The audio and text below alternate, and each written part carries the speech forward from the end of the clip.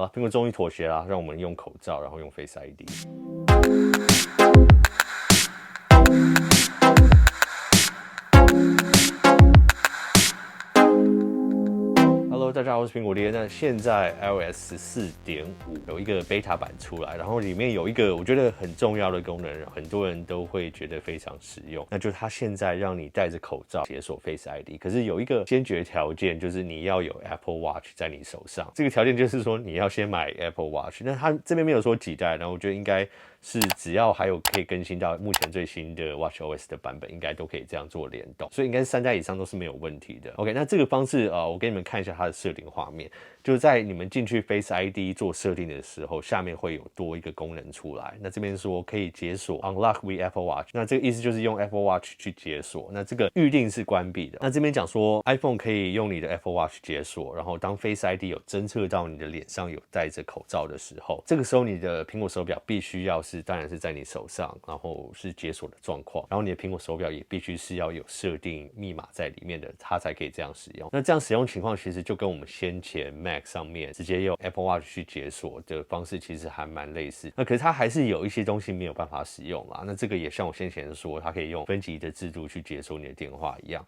那这边就是说，你可以用 Face ID 戴着口罩、戴着苹果手表的时候去解锁你的手机。可是当你进到你的手机的时候，如果有一些要更深一层做认证的时候，你还是必须拿下你的口罩做 Face ID 的认证。那这些就像是可能要输入密码啊，或是金融方面的 App 啊，或是用 Apple Pay。可是用 Apple Pay 你可以直接用你的手表啊。所以基本上它这个就是让你比较快速去解锁，让你去使用你的电话，可能是查一些讯息啊这些状况。那其实先前在 Mac 也是一样，像我上次说希望 Mac 有 Face ID， 因为我可以手不用伸过去按它的Touch ID 去解锁。有人就说你不是有苹果手表吗？对，苹果手表可以让你在一坐下来要把你电脑唤醒的时候进入很方便。可是当你进去要登入一些网站啊，或是 App Store 或什么的时候，要做认证时，它还是需要你用指纹解锁去认证。所以这个我就觉得少了一个方便。我基本上还是希望它的 Face ID 可以直接扫描你的脸，因为我觉得 Mac 的使用情况下，一般比较会是在一个定点办公室或是家里，你可能不需要随时戴着你的口罩的情况下，这种装置用 Face ID 来解锁会是更方便一点。那所以我们今天要讲到这个有一个最重要的原因，就是我们先前有讲过，下一代的 iPhone 就是今年底会出来，不管是叫12S 或是13，可能会有指纹解锁在里面。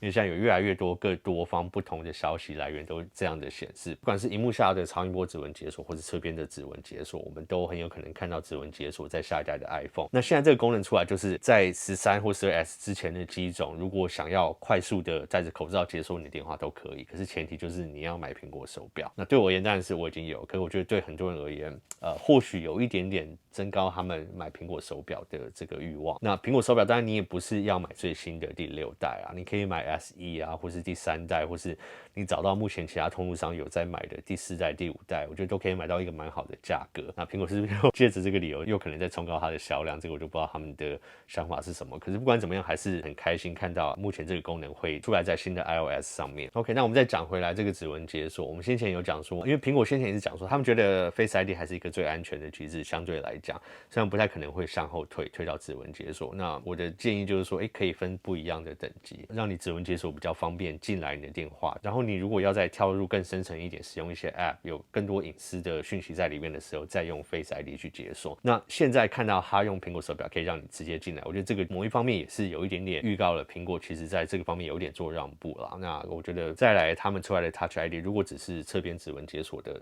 Touch ID， 那它的安全度可能就不会像超音波那么高。可是某方面来讲，这样让你直接快点进入电话，我觉得还是开启这个设定，让一般的用户可以自己去做选择，他想要怎么样的安全层级在他的手机上。那今天就是快速的分享一下这个带来 iOS 14.5会出的新功能，在我录制的当下是只有开发者的 beta 版本才有。那你的情况下的话，如果真的想要试玩的话，就可以等到公开的 beta 版本出来再来试玩看看。那我到时候也会测试一下，跟大家说它的稳定度啊，什么情况大概是如何。OK， 好，那喜欢这类影片的话，就记得订阅频道，按下小铃铛，按赞跟分享。我是苹果爹，我们下次影片见喽，拜。